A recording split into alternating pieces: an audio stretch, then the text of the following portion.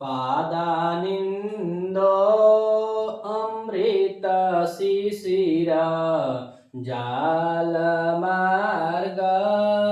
प्रविष्टान् पादानिन्द्रो अमृत शिशिरा जालमार्ग प्रविष्टान् पूर्वप्रीत्या गतमभिमुखं पूर्वप्रीत्या गतमभिमुखं सन्निवृत्तं तथैव सन्निवृत्तं तथैव चक्षुखेदात् सलिलगुरुभिः चक्षुखेदात् सलिलगुरुभिः पश्मभिच्छादयन्ति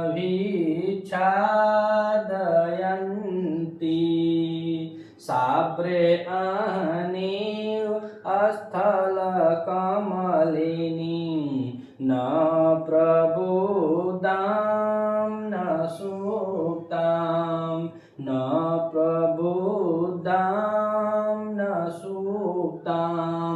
अब यह कालिदास जी का यश फिर अपने विरहिणी के विरह का वर्णन करते हुए कह रहा है कि ताम साध्वी पश्य, तुम जाओगे तो उस साध्वी को कैसे देखोगे। पिछले श्लोक में बतलाया कि कैसे कैसे उसको देखोगे, क्या क्या करते हुए नजर आएगी। अब फिर यह बता रहा है कि अब इस श्लोक में भी उसकी व्यथा का वर्णन करते हुए कालिदास जी का यश कह रहा है कि यह नहीं तो यह नहीं तो यह, अर्थात तो कल्पना कर रहा है कि कुछ न कुछ करते हुए मेरी वाली जरूर इस तरह से तुमको दिखाई देगी। तो पूर्व श्लोक में वो बताया कि वह पूरा मानसिक व्यथा से वह जीर्ण छीण हो गई होगी और एक ही करवट लेटे होगी और एक ही करवट लेट करके बेचारी एकदम सोचती विचारती रही हो। और उसके बाद उसका शरीर काला मात्र, एकदम चंद्रमा का काला मात्र से जो रह गया वही होगा और इच्छा अनुसार मेरे साथ रमण क्रियाओं के बारे में सोचती होगी। तो क्षण भर में वह व्यतीत हो जाती थी वह रातें, जब मैं था तब वह रात व्यतीत हो जाती थी, लेकिन ये वियोग की रातें हैं जो असहाय हैं तो उसको गर्म आंसुओं को छोड़ करके वह काटती हैं या बिताती हैं।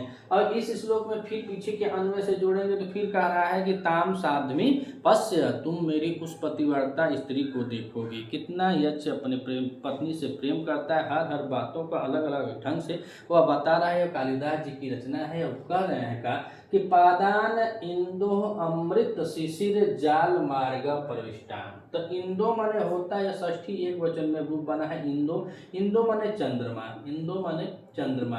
पादान मतलब यह द्वितीय बहुवचन है। तो पादान तो उसे पाद का अर्थ यह होता है पैर, लेकिन यहाँ पे चंद्रमा के पाद की बात हो जाएगी तो यहाँ पे इसका अर्थ क्या हो जाएगा, किरण हो जाएगा। तो कह रहे हैं कि जो चंद्रमा की किरण है वह कैसी है, तो कह रहे हैं कि अमृत शिशिर, अमृत के समान, अर्थात यह पादान जो पादान का विशेषण है, किरण कैसी है, तो चंद्रमा की जो किरण है वह कैसी है, तो कह रहे हैं अमृत शिशिर, अमृत के समान ठंडी। अब इतना भी ठंडी नहीं कि आप ठिठुरन ले लें, लेकिन ठंडी है। क्या है कि काव्यों में चंद्रमा की किरणों को शीतल होने का वर्णन किया जाता है और शीतलता अमृत की पहचान होती है, तो उसमें अमृत होना पाया जाता है। इसीलिए चंद्रमा रात्रि में जो होता है वह देवताओं और अपने पितरों को यह प्रदान करता है, ठंडा युक्त होता है, अमृत के समान होता है। ये ना कि लेह लद्दाख की पूरी ठंडी उसमें भरी होती है, ऐसी बात नहीं है। तो कह रहे हैं कि चंद्रमा की जो किरणें हैं वो कैसे हैं, अमृत शिशिर है, यानी अमृत के समान ठंडी है। और कह रहे हैं कि जाल मार्ग प्रविष्टान, प्रविष्टान यहाँ पे द्वितीय का बहुवचन हो जाएगा। तो कह रहे हैं कि प्रविष्टान वह कैसे जा रही है उसके घर में, तो वह झरोखे पर बैठ कर कह रहा था तुम देखना। इससे पूरे श्लोक में बताया कि झरोखे पर बैठ करके तुम देखना, जो मेरा संदेशा आधी रात में दोगे तो कैसे उसको महसूस करती है, तुम झरोखे पर बैठ कर देखना। उसी बात को कह रहे हैं कि जब चंद्रमा की किरणें जो अमृत के समान ठंडी वह कैसे प्रवेश कर रही है, तो जाल मार्ग यानी कि झरोखे से। और झरोखा आज के जमाने में हम लोग कहते हैं जिसको रोशनदान जंगला इत्यादि।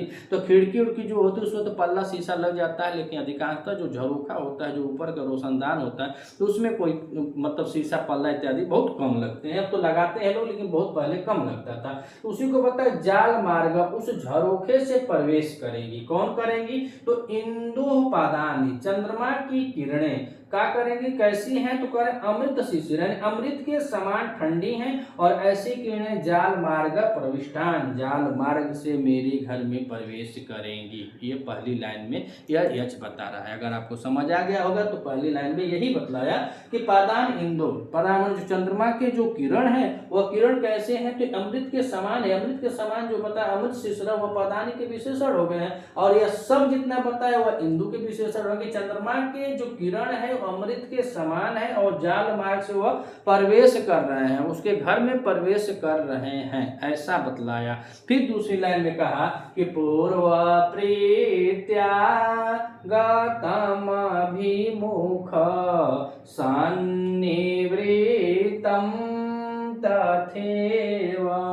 तो पूर्व प्रीत्या अब बता रहा कि जब मैं उसके साथ था या यच और यछड़ी जब साथ साथ थे उसके बारे में बताया कि पूर्व प्रीत्या अर्थात पूर्व प्रेम के कारण, और पूर्व प्रेम के कारण जो संयोग वश होता है, जो संयोगावस्था होती है, तो उसमें जो चंद्रमा की किरणें जब अंदर जाती हैं तो वो सुख प्रदान करती हैं। जब यच और यछड़ी जो वो लोग एक साथ रहते थे तो उस समय चंद्रमा की किरणें उनके रक्त कीड़ा को बढ़ाती हैं। बहुत खुश थी और एक दूसरे के साथ वह हमेशा उस कीड़ों का आनंद लेते थे, उस किरण वह किरण उनको अच्छी लगती थी, ऐसा वह बता रहा है कि जो मेरी प्रिया है उस समय वो चंद्रमा की किरणों को देखकर बहुत प्रसन्नचित होती थी और जब हम लोग साथ साथ रहते थे, साथ साथ लेटे रहते थे, तब वो चंद्रमा की किरणें जो आती थी वो हमको प्रसन्नचित करती है। इसीलिए बताया कि पूर्व प्रीत्या यानी पूर्व प्रेम के कारण उसको याद आएगा जब वो चंद्रमा की किरणें मेरे झरोखे से मेरे घर में मेरी वाली के ऊपर पड़ेगा। कहाँ सोई है, अवनीय शयन है, अर्थात जो अवनी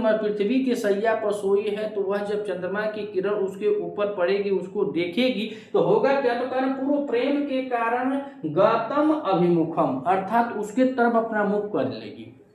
काहे कि पूर्व प्रेम के कारण, पूर्व प्रेम जब वो लोग साथ में थे तब उनको चंद्रमा की किरणें हमेशा अच्छी लगती। तो वैसे भी जितने भी प्रेमी प्रेमिका हैं, जितने भी दाम्पत्य इत्यादि, बहुत लोग चांदनी रात पर गाना बनाते हैं, चांदनी रात पसंद आती है, ढेर करके महिलाओं को पसंद आती है। तो इस तरह बताया जाता है कि चांदनी रातों के बारे में बहुत कुछ बताया गया है। तो उसी अनुभव के आधार पर यहाँ पर भी बता रहा है, वो सोच रहा है कि जब मैं था तो चांदनी रात में वह उत्साह ग्रहण करती थी, ऐसा उत्साहित होती थी। लेकिन फिर आगे बताया गतम अभिमुखम अर्थात गत अभिमुखम, फिर वह क्या करती है, तो पूर्व प्रेम के कारण तो भैया मुंह घुमा लेती है, तुरंत चंद्रमा के तरफ, चंद्रमा की किरणों के तरफ मुंह को घुमाती है। लेकिन आगे क्या होता है, तो कह रहे हैं कि तथा एव सनिवृत्तम अर्थात तुरंत वह क्या कर देख कर जैसे मुंह घुमाती है वह तुरंत क्या करती है, तथा एव सनिवृत्तम अर्थात अपने मुख को मोड़ लेती है। अब नीचे की लाइन में बताया काहे मोड़ लेती है, मगर दो लाइन में इतना समझ जाइए कि इतना बतलाया कि पहले बताया कि मेरे घर में जाल मार्ग से जो इंदु जो चंद्रमा है उसकी किरणें जाती हैं जो अमृत के समान हैं, और पूर्व प्रीत्या प्रेम पहले प्रेम के कारण जो अभी लोग साथ साथ रहते थे उस समय इनके बीच में जो प्रिया और प्रियतम साथ रहते हैं, जब किरण जाती है तो जो महसूस करती थी उसको याद करके गाम अभिमुखम अर्थात तुरंत उसके तरफ किरण की तरफ मुख करती है, तथा एव सन्निवृत्तम तुरंत बेचारी मुंह को घुमा लेती है। जब उसको याद आ जाता है तो मुंह को घुमा लेती है। अब तीसरी लाइन में कह रहा है क्या कि चक्षु खेदा सलिल गुरु भी पश्चिम भी छादयन्तिम। चक्षु माने आँख, खेदात माने दुख, सलिल माने जल, गुरु भी माने अत्यधिक अर्थात तो अब काहे आँख को घुमा लेती है, तो चक्षु खेदात अब उसका प्रीतम उसके साथ नहीं है, उसका पति उसके साथ नहीं है, और जिन रातों का वह साथ साथ रहकर आनंद लेते थे उस प्रेम को याद करके तुरंत उस किरण की तरफ मुख तो करती है, लेकिन फिर जैसे याद आता है कि अरे मेरे वाले तो ये नहीं है, तो वह किरण जो एक समय उनको सुख प्रदान करती थी आज वही चंद्रमा की किरणें चक्षु खेदात कर रहा है कि आंखों को कष्ट देने वाली है, आँखों को कष्ट देती हैं। वह जब देखता है चंद्रमा की जो रातें होती हैं, चांदनी रातें होती, उन रातों में जब यक्षिणी देखती है तो अपने पति को, अपने प्रेमी को याद करके अब सोच लेती है। तो यही पता है कि तथा वो सन्निवृत्तम, वह तो अपने मुख को घुमा लेती है। काहे, तो चक्षु खेदात है, आंखों को काहे दुख दे रहा है, काहे कि उसका साथी, उसका सहचर, उसका पति, उसका प्रेमी उसके साथ नहीं है, और दुख हो रहा है तो कैसे हो रहा है, तो कहने सलिल गुरु भी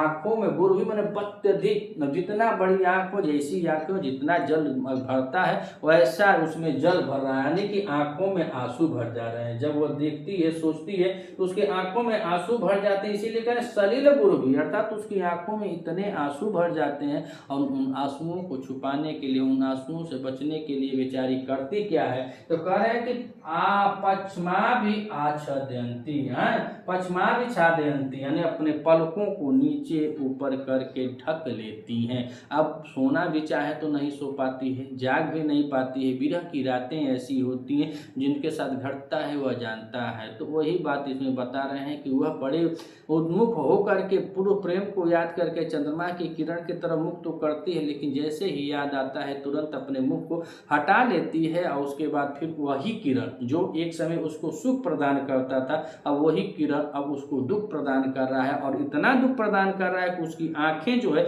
वो आंसुओं से भर जा रही है। जब आंसुओं से भर जा रही है तब पक्ष मन अपने पलकों से वो क्या करते हैं, छादयंती, ढाक लेती है। अब आंख नीचे ऊपर करके आंसुओं को बाहर करती है, फिर आंसू हो जाते हैं, फिर बाहर करती है। ऐसा करती हुई नजर आएगी। तब वह बताया कि उससे करते हुए उस पतिव्रता को तुम जरूर देखोगे। तो बता रहा है कि ताम साध्वी पद से उस पतिव्रता को तुम जरूर देखोगे, ऐसे ऐसे करते हुए। नीचे के लाइन में बहुत जोरदार यहाँ बताए हैं, यह सूक्ति है और इसको आपको देख लेना चाहिए, कंठस्थ याद कर लेना चाहिए, क्या एग्जाम में पूछा जा सकता है। तो इसमें बताया क्या कि साब्रे अहिनी स्थल कमलिनी न प्रबुदाम न सुता। यहाँ पे कहना साभ्रे, साभ्रे आहनी, आहनी मतलब सप्तमी एक वचन हो जाएगी। दिन में साभ्रे मतलब अभ्रेण सह वर्तते इति साभ्रम तस्मिन, और इसमें कौन सा समास हो जाएगा, बहुब्रीहि समास हो जाएगा। इसको देखें साभ्रे को, तो अभ्रेण सह वर्तते इति साभ्रम तस्मिन, तो बहुब्रीहि समास है। अहिन माने दिन में, अहिन माने सप्तमी विभक्ति हो जाएगी, अहिन माने दिन में। तो दिन में कह रहे हैं कि साभ्रे मतलब सा माने सात, अभ्रे मतलब वो बादलों की बात करें, मेघ का बात कर रहा है। तो कहना कि दिन में जैसे अगर सूर्य निकला हुआ है और वहां से जब मेघ चलते हैं तो सूर्य का प्रकाश क्या हो जाता है, पृथ्वी पर आने से बाधित हो जाता है, यानी कि मेघ घेर लेता है। जैसे इस समय है, बारिश का मौसम है, सूर्य निकला हुआ है लेकिन मेघ आते हैं तो उसको घेर लेते हैं, तो उसका प्रकाश नीचे नहीं आता है। तो कह रहा है कि स्थल कमलिनी, स्थल कमलिनी, और साभ्रे माने यह जो साभ्रे या अहिनी का विशेषण है, अब विशेषण है। और काव्यों में बताया जाता है जो सूर्य होता है वह कमलिनियों का पति माना जाता है। अर्थात जो सूर्य है, जिसमें कह रहे हैं साभ्रे अहिनी, दिन में जो सूर्य है साभ्रे यानी मेघ से घिर गया है, और मेघ से जब घिर गया है तो स्थल जो कमलिनी है, कह रहे हैं कि न प्रबुद्धाम न सुप्तताम, न तो वह खिल रही है न ही मुरझा रही है। कहने का मतलब यह है कि वह पति है कौन, यह मेघ जो है आता है, सूर्यपति है और दिन है, दिन है। इसीलिए जो स्थल कमलिनियां है वह क्या रही है, खिल रही है, खिली हुई है। लेकिन मेघ जब उसको घेर लिया है तो वह क्या है कि वह अध खिली भी है, यानी न तो पूरा खिल पा रही हैं और न ही ज्यादा सुप्त रह पाई रही हैं, इस बीच में अटक जा रही हैं। ऐसा कर रहे हैं। तो जो अंकुलित है, संकुल स्थल कमलियां जो है वह भूमि पर उत्पन्न होने वाली कमलिनियां हैं, और उन कमलियों के बारे में बता रहा है कि वैसे समान मेरी पत्नी को तुम, मेरी पतिव्रता पत्नी को देखोगे। मेघों के आच्छादन करने पर जो कमलिनियां हैं तो कहे न प्रबुद्धाम, बहुत अधिक विकसित भी नहीं हो रही है, और न सुप्तताम, और न ही विकसित भी न रह पा रही है। अर्थात थोड़ा वहां पे कली होगा, कली से फूल होता है तो थोड़ा बड़ा खिलती है, फिर वही मुरमुरा के रह जाती है, झुरा जाती है। न तो यह रही पा रही है न ही यह सही पा रही है। काहे तो कह रहे हैं कि जब दिन में साभ्रे माने जब आकाश में बादल घेर लेते हैं तो सूर्य का प्रकाश नीचे नहीं आ पाता है, इसी कारण स्थल कमलिनियम, दिन है, दिन है तो प्रबुद्धाम, दिन के कारण वो थोड़ा खिल रही हैं, लेकिन पूरा अच्छा से दिन नहीं है, सूर्य ढका हुआ है। इसीलिए कहें कि न सुप्ताम, अर्थात तो गौ से खिल भी नहीं रही है, अच्छी तरह से विकसित भी नहीं हो रही हैं, और न ही वह चुपचाप रह पा रही हैं। तो वह तो न सह पा रही हैं न कह पा रहे हैं, यही दशा है। तो इसी को नीचे के बतला कि यही दशा में मेरी वाली को भी तुम देखोगे, मेरी उस पतिव्रता को तुम देखोगे इसी दशा में कि न तो वह सो पा रही है न जाग पा रही है। अब जैसे सोचती है कि मैं सो जाऊं तो उसकी आंखों में आंसू आ जाते हैं, जब तक आंसू निकलते हैं तो नींद कहाँ से, फिर वह ताकने लगती है, फिर सोचती है तो फिर मन आंखों में जब आंसू भरे होते हैं तो नींद कहाँ होती है, इसीलिए यहाँ पे विरह का प्रगाढ़ वर्णन है। महाकवि कालिदास जी की यह रचना है और विरह अवस्था को प्रकट करती है। मंदाक्रांता छंद में निबद्ध है। शायद यह छंद इसीलिए प्रयोग किया गया कि विरह के दशा को बहुत मार्मिक ढंग से उबारने के लिए इस छंद का जो गुण है शायद और छंद में न हो, इसीलिए इसको प्रयोग में लाए महाकवि कालिदास जी। तो आइए एक बार और कुछ व्याकरण टिप्पणियों को देख लेते हैं कि पादानिंदो अमृत शिशिर जाल मार्ग प्रविष्टान में लिखे हैं तो प्र उपसर्ग है और यहाँ पे विष धातु है। कौन सी धातु है? विष धातु हो जाती है। विष धातु के साथ यहाँ पे कत प्रत्यय होता है। कत प्रत्यय के बाद या द्वितीय बहुवचन की क्रिया लगी प्रविष्टान, और इंदो में षष्ठी एक वचन है, पदान में भी द्वितीय बहुवचन है। तो कह रहे हैं कि चंद्रमा की जो किरणें हैं वह कैसी हैं? तो अमृत के समान शिथिल है, यानी अमृत के समान है। और अमृत के समान शिथिल होने मानो शीतल कर रहे हैं, शिथिल बता रहे हैं ना, शीतल है। अमृत के समान वो शीतल है और शीतल होने के कारण वो बता रहे हैं कि अमृत शीशा अमृत यहाँ पे तृतीय तत्पुरुष समास हो जाएगा। तृतीय तत्पुरुष समास है।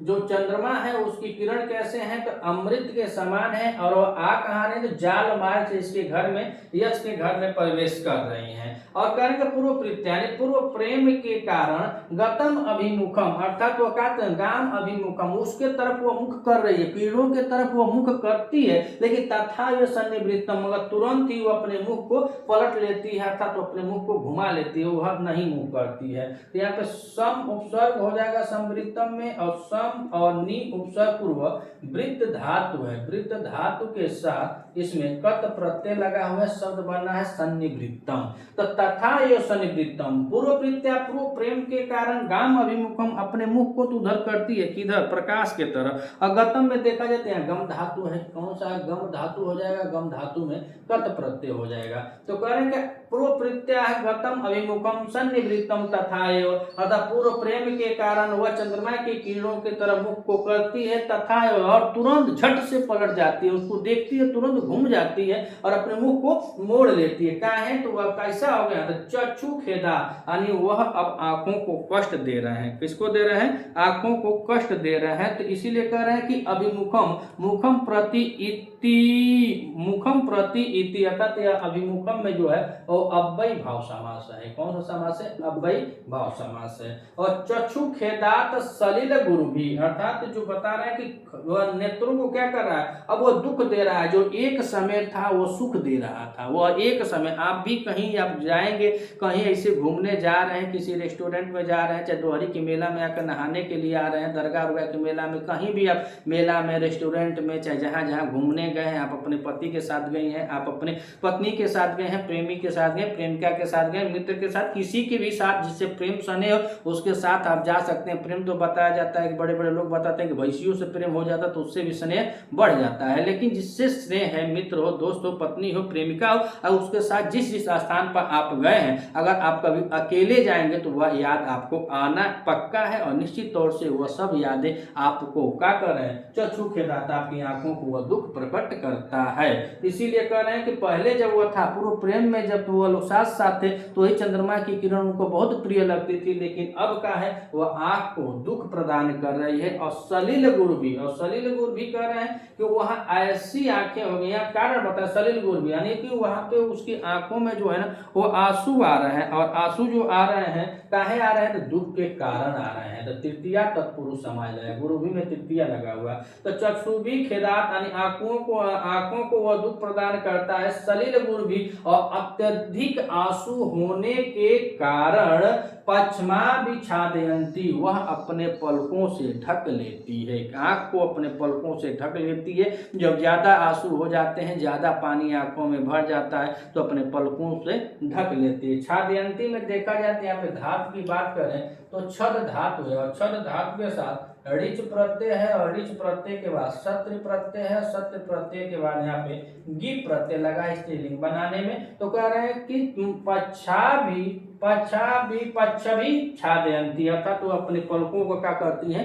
ढक लेती हैं। अब नीचे कह रहे हैं कि साप्रे आहीन इव, साब्रे अहिन इव स्थल कमलिनी न प्रबुद्धा न सुतताम। यहाँ पे उपमा कर रहे हैं कि जैसे स्थल कमलिनियां सूर्य के प्रकाश में जो बादल छा जाते हैं तो न ही अच्छे से खिल पाती हैं, न ही वह बंद रह पाती हैं, ठीक उसी प्रकार ताम साधु पश्य, तुम मेरी उस पतिव्रता को देखोगे। तो कह साब्रे अहिन अर्थात दिन में जो बादलों से घिरे हुए स्थल कमलियां जो होती हैं, तो स्थल कमलियों में देखा जाए तो षष्ठी भी हो सकता है और यहाँ पे सप्तमी तत्पुरुष समास भी हो सकता है। स्थल कमलियां न प्रबुद्धा, प्रबुद्धा में देखें तो यहाँ पे प्र उपसर्ग हो जाएगा। धातु की बात करें तो यहाँ पे बुद्ध धातु है और बुद्ध धातु के साथ कत प्रत्यय लगा हुआ, कत के पास यहाँ पे टा प्रत्यय लग गया है, तो शब्द बना है प्रबुद्धा। तो कह रहे हैं कि अहिन दिन में बादलों से घिरे हुए सूर्य के कारण स्थल कमलियां न सही से खिल पाती है और न ही मुरझा पाती है, अर्थात वो बंद भी नहीं रह पाती, अपने कलियों में न ही बंद रह पाती है न ही अच्छे से खिल पा रहती है। तो इसीलिए भोजपुरी में कहा जाता है कि बस मुंह में मुरमुरा जाती है, वो वैसे फूल आएगा और वैसे मुरमुरा जाएगी, खिलना चाहेगी और न सिकुड़ना चाहेगी, कुछ नहीं हो पाएगा, वहीं पर एकदम रुक जाएगी। जैसे ही आकाश में बादल छा जाएंगे, दिन है तो थोड़ा सा खिलेगी और बादल जब छा गए तो बस यहीं से धीरे धीरे एकदम विकसित होना, मतलब उसका विकास होना बंद हो जाएगा, यही बता रहा है। तो जैसे ही उसकी पत्नी है वो रोना चाह रही है, सोना चाह रही, समझे नहीं आ रहा है कि रात भर हम रोई कि रात भर सोई, यही विरह की बातों को कर रहा है। अब ये पता ना कि उसकी वाली क्या कर रही है, छड़ी क्या कर रही है, आखिर सब तो हो सकता है बना खा खूब आराम से सुनते जब कम मेरा देखते हो, कोनो ड्रामे में बंद कर देते, तो कोनो लाइटिंग में बंद कर दे, कोनो बाथरूम में, तमाम प्रकार की यहाँ पे समस्याएं आ रही है। लेकिन उस समय का यश बेचारा इतना भाव, इतना कल्पना किया रहा है कि मेरी वाली पतिव्रता है, मेरी वाली को जब तुम देखोगे तो ऐसे ऐसे देखोगे, यह होता होगा। और पहले भी बताया कि तुम मेरे घर को देख लेना, मेरे घर का जो तोरण है वह इंद्रधनुष के समान है, शंख है, श्रेष्ठी है, शंख है, उसका फोटो है, मौसरी का वृक्ष है, अशोक का वृक्ष है,